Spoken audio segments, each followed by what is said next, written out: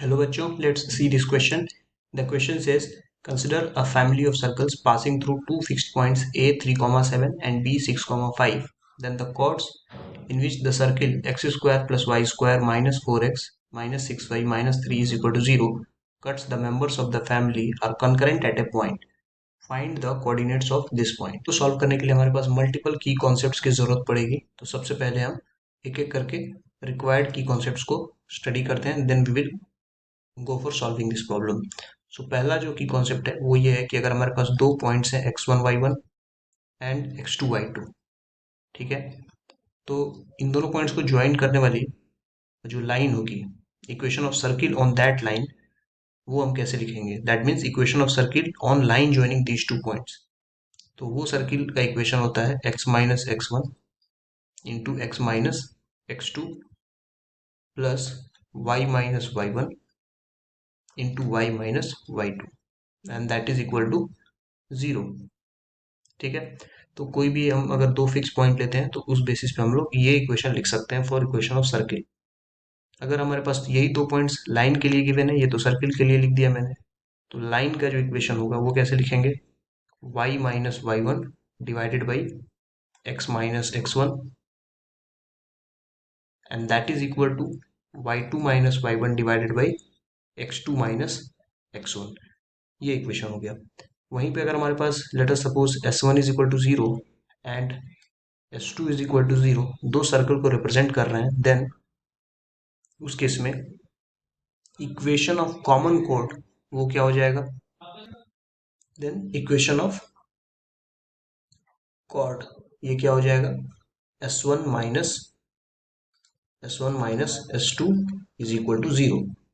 और वहीं पे अगर हम equation of family of circles लिखें for this one circle and line, then equation of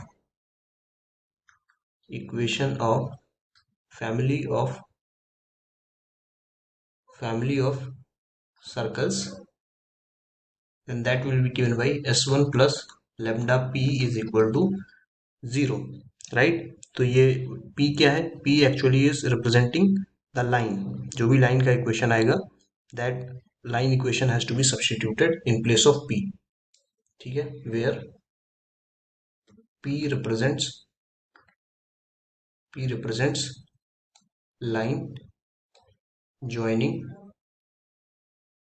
x1 y1 and x2 y2।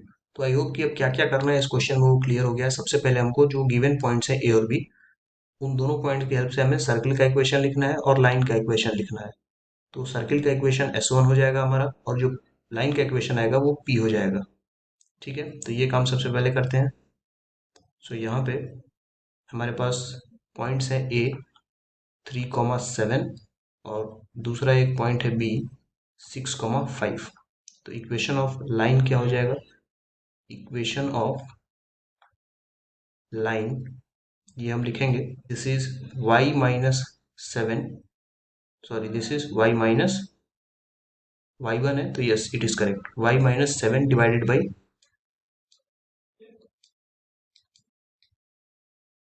so this is y minus 7 divided by x minus 3 and that is equal to 5 minus 7 divided by 6 minus 3।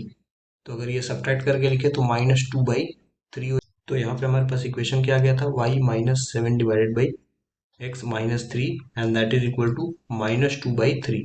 Cross multiply करके लिखेंगे तो ये 3y minus 21 और ये -2x plus 6, further इसको change करके लिख लेंगे तो 2x plus 3y that is equal to 27। ये हमारे पास इक्वेशन बन गया, या इसी को हम लोग -27 इज इक्वल टू 0 करके ऐसे लिख सकते हैं। तो फाइनली हमारे पास ये एक इक्वेशन आ गया। इसको हम लोग मान लेते हैं, रिप्रेजेंट कर लेते हैं P से, मतलब ये बेसिकली लाइन वाला इक्वेशन है। अब हम सर्किल के लिए इक्वेशन लिखेंगे। सर्किल के लिए इक्वेशन कैसे लिख सकते हैं? अगर हम S1 लिखते हैं तो S1 का इक्वेशन हो जाएगा x minus 3 into x minus 6, जैसा कि की कॉन्सेप्ट में मैंने बताया, plus y minus 7 into y minus 5 that is equal to 0। तो ये हमारे पास S1 भी आ चुका है और P भी आ चुका है। तो अब हम क्या करेंगे? S1 प्लस लेमडा पी लिखेंगे which is nothing but family of circles. तो S1 प्लस लेमडा पी हमारे पास क्या हो जाएगा, x-3 x-6 plus y-7 y-5 plus lambda times ये हमारा लाइन का equation 2x plus 3y-27 that is equal to 0। तो अब इसे सिंप्लीफाई करेंगे, ये सब कुछ मल्टीप्लाई करेंगे तो ये हो जाएगा x² -3x और -6x मिला के -9x प्लस 18, और इस ब्रैकेट को सॉल्व करेंगे तो ये हमारा हो जाएगा प्लस y² -12y टोटल और प्लस 35 हो जाएगा। और यहाँ हो गया lambda 2x plus 3y-27 that is equal to 0 हमारे पास आ गया। तो ये हमारे पास इक्वेशन बन चुका है। इसको अगर हम चाहें तो फर्दर थोड़ा सा रीअरेंज करके लिख सकते हैं। कैसे? By taking x terms together. तो x कॉमन ले लेंगे, y कॉमन ले लेंगे और सारे टर्म्स को एक साथ लिखेंगे। तो ये हमारे पास बनेगा x² plus y² plus x को कॉमन लिया तो 2 लैम्डा -9 बचेगा ब्रैकेट में, प्लस y को अगर हम कॉमन ले लें तो y को कॉमन लेते ही हमारे पास क्या बचेगा, 3 लैम्डा -12, 3 लैम्डा -12 हो गया। और y के बाद जो बचेगा वो सारे के सारे कांस्टेंट टर्म्स होंगे, तो टोटल कांस्टेंट मिलाकर के 53 -27 लैम्डा, और ये हो जाएगा इक्वल टू 0। तो ये हमारा इक्वेशन जो आया ये क्या है, this is nothing but family of circle S1 plus lambda p। This is equation of family of circle, family of circle. एक और सर्कल का इक्वेशन क्वेश्चन में गिवन है जो इस equation of family of circle को कट कर रहा है, और वो इक्वेशन हमारे पास गिवन है। So equation of circle which cuts the family of circle, which cuts the family of circle, वो क्या है, that is given as x² plus y² -4x -6y and -3 is equal to 0। तो अब यहाँ से हम लोग कॉमन कॉर्ड का इक्वेशन लिख सकते हैं बड़े ही इजीली।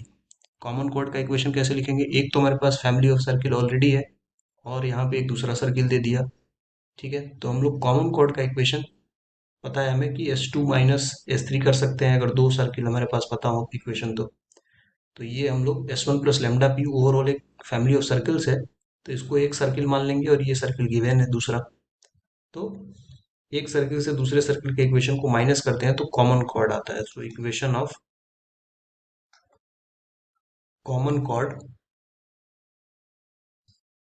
ये हमारे पास कैसे आएगा, अगर हम सब्ट्रैक्ट करें तो x² -x² कट जाएगा, y² -y² ये भी कट जाएगा, और यहाँ पे हमारे पास क्या बचता चला जाएगा, ये x अगर हम देखें तो x हमारा कॉमन आ जाएगा, 2 लैम्डा -9 रह जाएगा, लेकिन माइनस करते समय ये जो -4 है सेकंड सर्किल के इक्वेशन में, तो ये -4 +4 में कन्वर्ट हो जाएगा, राइट। ऐसे ही y कॉमन रह जाएगा, 3 लैम्डा -12 वैसे का वैसा रहेगा, लेकिन सेकंड इक्वेशन में -6 +6 में कन्वर्ट हो जाएगा। और जो कॉन्स्टेंट्स हैं उनमें भी फर्स्ट इक्वेशन का कांस्टेंट वैसा का वैसा रहेगा, सेकंड इक्वेशन में माइनस माइनस +3 हो जाएगा, and that is equal to 0। ये हमारे पास कंडीशन आ गया। तो अब इसको भी थोड़ा सा हमें रीअरेंज करना पड़ेगा सारे टर्म्स को। तो यहाँ पे x 2 लैम्डा से मल्टीप्लाई होगा तो 2 लैम्डा x, और -9 +4 मिला के -5 होगा, सो -5x, प्लस यहाँ हो जाएगा 3y लैम्डा, -12 +6 मिला के -6 होगा तो ये -6y हो गया, प्लस 53 और 3 मिला के 56 -27 lambda that is equal to 0। अब जो भी बिना लैम्डा वाले टर्म्स हैं उनको हम लोग एक साइड में लिख लेते हैं। सो -5x -6y प्लस 56 ये एक ब्रैकेट में आ गया, और बाकी लैम्डा को मैं कॉमन ले लेता हूँ तो बच जाएगा 2x plus 3y -27 is equal to 0। अब यहाँ पे दो इक्वेशंस आ गए, यही दो इक्वेशन सॉल्व करेंगे तो हमें जो रिक्वायर्ड कोऑर्डिनेट्स है इस क्वेश्चन में जो पूछा गया है वो हमको मिल जाएगा, क्योंकि अब यहाँ पे दो इक्वेशंस दिख रहे हैं। सो पहला इक्वेशन ये हमारा -5x -6y प्लस 56 हो गया, और दूसरा 2x प्लस 3y -27 हो गया। सो इसे सॉल्व कर लेते हैं। So first equation is -5x -6y plus 56 is equal to 0। और नेक्स्ट इक्वेशन है हमारा 2x plus 3y minus 27 is equal to 0। तो इस सेकेंड वाली इक्वेशन में मैं 2 से मल्टीप्लाई करके लिख लेता हूँ। पहले इंटू 2 किया तो ये हो जाएगा 4x plus 6y minus 54 is equal to 0। अब इसको 1 और इसको 2 लेकर के हम लोग चलते हैं और 1 और 2 को ऐड कर देते हैं। तो जैसे ही 1 और 2 को ऐड करेंगे तो माइनस 5x और 4x मिला करके ये हमारा माइनस x हो जाएगा, माइनस 6y और प्लस 6y कट जाएगा, 56 माइनस 54 प्लस 2 बचेगा हमारे पास, तो ये इक्वल टू 0। यहाँ से हमारे पास आ जाएगा x इज इक्वल टू 2। अब ये किसी भी इक्वेशन में पुट कर देंगे तो y का वैल्यू मिल जाएगा। तो मैं यहाँ पे इक्वेशन नंबर 1 में इसमें पुट कर देता हूँ। So minus 5 into 2 minus 6y plus 56 is equal to 0। तो यहाँ से 6y is equal to 56 minus 10 हो जाएगा विच इज 46।